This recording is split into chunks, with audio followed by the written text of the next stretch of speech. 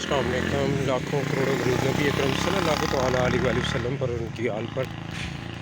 یہ دیکھ سکتے ہیں آپ ڈی سی کالونی کا مین گیٹ ہے کینٹ سائڈ والا، اور اس کا یہ آٹو ٹریکر خراب ہوا ہوا ہے، اور یہ میرا خیال الیکشن کے دنوں سے ہی خراب ہوا ہوا ہے. ڈیلی جو ریزیڈنٹس ہیں وہ تنگ ہوتے ہیں.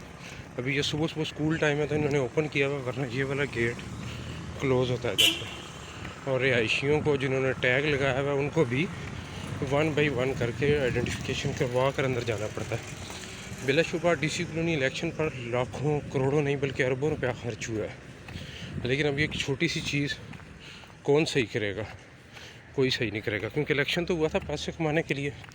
جنہوں نے کروڑوں اربوں روپیہ لگایا الیکشن کمپین پہ، وہ کدھر چاہیں گے کہ 2 روپے بھی سوسائٹی پہ لگ جائیں؟ تو یہی چاہیں گے کہ بے شک 1 روپیہ ملے لیکن جیب میں جائے سیدھا.